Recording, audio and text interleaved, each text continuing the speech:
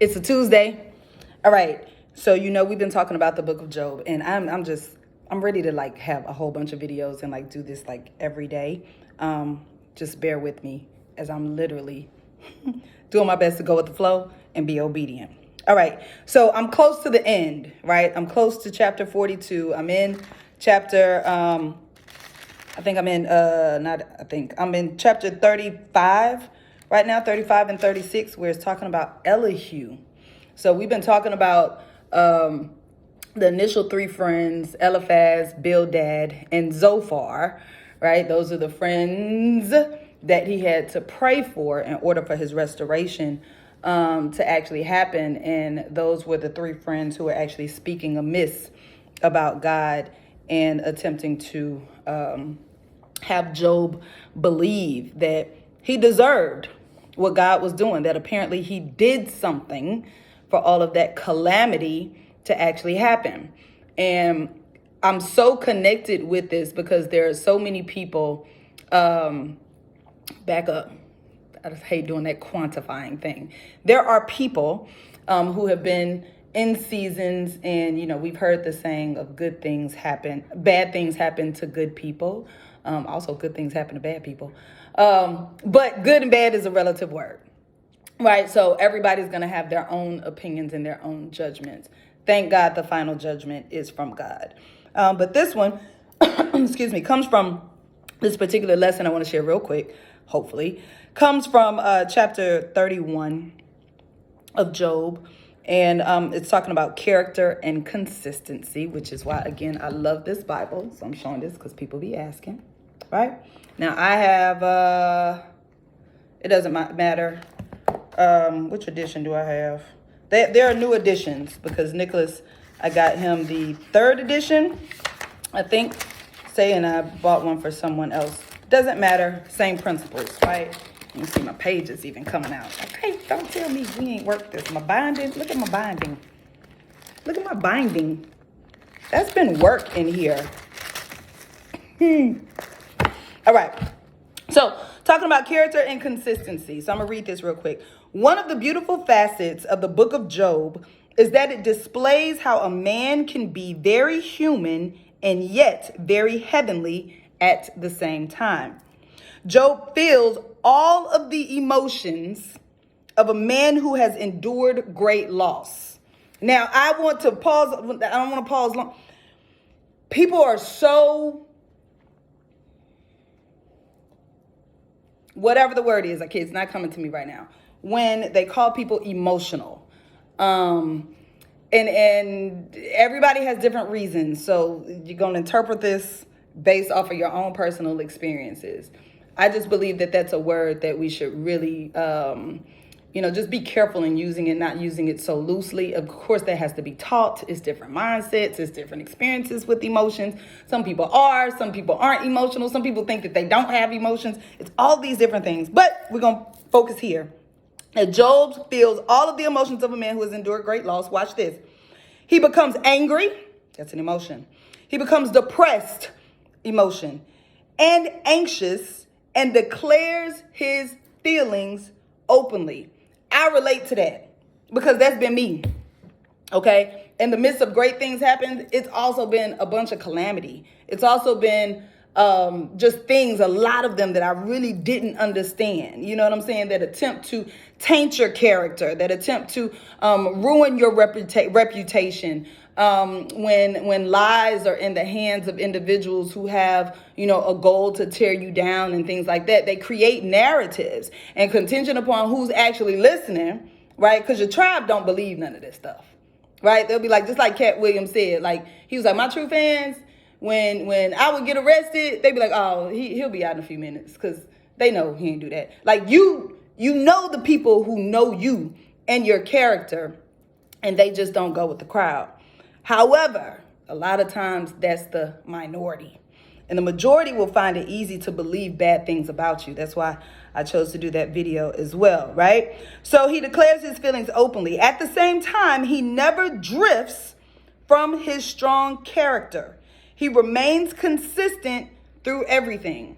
Have there been times when I want to take revenge and say stuff, and things can come out here and there, but turning my heart dark, choosing to behave in the same manner as some people who, intend to cause harm, being vengeful. I have been steadfast on vengeance is not mine, and it belongs to God. That hasn't been easy because, I still got a little bit of hood in me, a little bougetto. Like my holy is hood, and it's been a practice of saying, man, I will cuss you out with the word of God.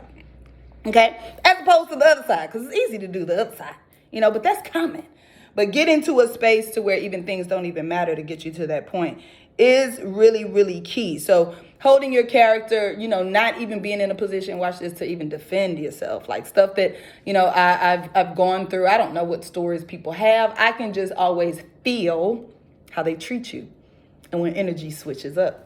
Right, I got much respect for people who can have conversations, who ask questions, who want to get the real story. I have absolutely zero respect for people who I have been nothing but sunlight in their lives, right? Nothing fake or presumptuous or pretending or anything about me. But it was easy for them to believe negative stuff or whatever happens, in that, and then switch the game up and forgetting who your girl is. But it's all good, right? The moment it appears he will curse God and give up on him, he affirms his promise to be faithful even when he doesn't understand what's happening. I'll read that again. The moment it appears he will curse God and give up on him, considering what it is that he's been dealing with, he affirms his promise to be faithful even when he doesn't understand what is happening. I don't understand. I don't get it. And then that's not the first go-to. Like really, when you sit back, and this is for people who've been in seasons like this, and you wonder and you retrace and you go back and it's like, what decision could I have made? Should I have been connected to that person? Should I have said yes to this? Still recording? Yes. Should I have said yes or this or no to that? Whatever it is. My God. But getting to the point close to that, but not cursing God, yet affirming his promise to be faithful even when he doesn't understand what's happening. That's all we got to stay in the word of God. Job pledges to maintain his integrity despite his circumstances. So such a commitment is a crucial key to leadership, right? So in thinking about leadership, whatever capacity it is, it's 5 points that are made. Number 1, leaders must be visionary, but they cannot see everything in the future because none of us are God. We have vision, we have plans, but at the end of the day, who is the master planner, right? So we can have vision, but we can't see everything in the future. Number 2, instead of pretending to be in control, leaders must model being under control. Right? So that's under control with emotions, with actions, with words, with consistency, with all of that. I believe that that's a practice as well. And being under control is going to have a relative meaning for everybody. So that's going to be your own specific contingencies. Number 3, leaders must model humanity and identify with the limitations of followers. Leaders are not followers.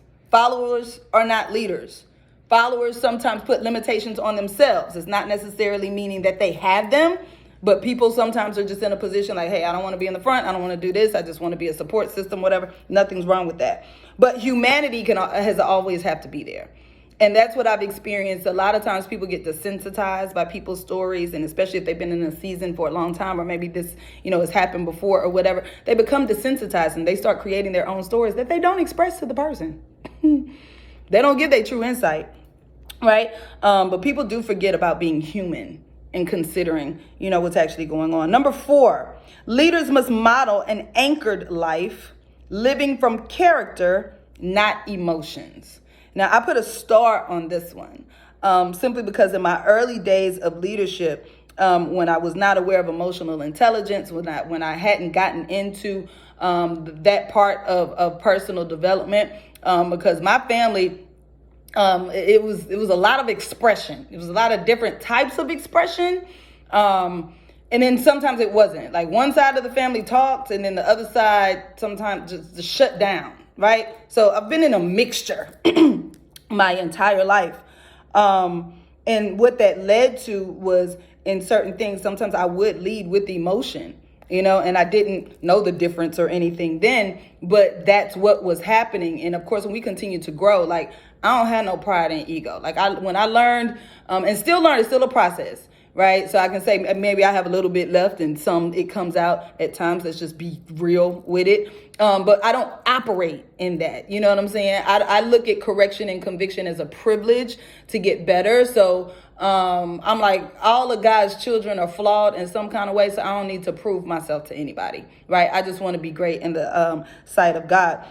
But that was definitely something that I wanted to work on, to be able to be connected and to regulate those emotions, and then to make sure that my character remains intact. And so that's one thing that I do. I'm proud of myself. My character is what it is. People can say whatever they want people are going to say whatever they want to say about you based off of their experiences. But when you get to a space to where you don't have to defend yourself, because you know who you are, you know what you do, you know what you've done. And even when you fall short, still being able to admit that, and it's all good, right? And number 5, while leaders don't know what tomorrow holds, they do know who holds tomorrow. So being connected to, people that in your life that will remind you of the power of God, that will remind you who is in control of our future, that will remind you of who has the yeses and who has the nos. That's real leadership. You know what I'm saying? And when you get into chapter 31 of Job, this is during a part where Job is giving his summary of his defense. And, he's just talking about, like, real talk. Job was very, very, very, very vocal in how he felt. And just like it says, he felt the emotions of a man who has endured great loss. And so, again, beginning with the end in mind, that's what's powerful. We know what chapter 42 says. Job prayed for his friends. Now we can say Job prayed for the people who spoke against him, who spoke wrongly about him, who thought that he, I don't want to say deserved what he got, but they were just like, it's really hard not to believe that you didn't do something because of what God is allowing to happen, meaning that they spoke wrong about God. So the thing is, Job prayed for them. And then he was restored. He got back everything that he lost 2 times over. Well, back up. First of all, the people, Eliphaz, Bildad, and Zophar, had to bring an offering to Job when God did speak. Because in these chapters, and I think it's like 36 chapters, God doesn't say anything from chapter, I think, 3 to chapter 36, if I'm not mistaken, or 38, one of those. God was quiet while all of this stuff was going on. So then when God decides to speak, or, it's time for that, he gets with Bildad, with Zophar, with Eliphaz, and he calls him out. He checks him. And he says, and now you go take this offering to Job, and Job gonna pray for you. Job is gonna pray for you, and I'll accept Job's prayer because Job's heart towards me did not change. Now, here's my question, because it ain't in here. I need to Google it, but I'm like, what did Job pray, though?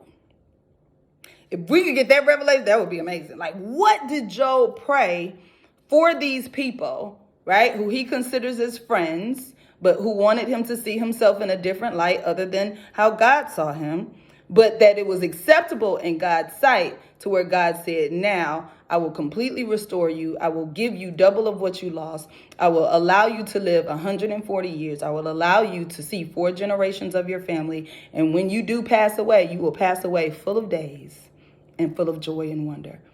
All of those people, the people who abandon you and all of that stuff, they will be around you. They will be celebrating your life because of the power, right? Because of the power of God and his restoration and what he can do. So even in those seasons where he's silent, it doesn't mean that he's not doing anything.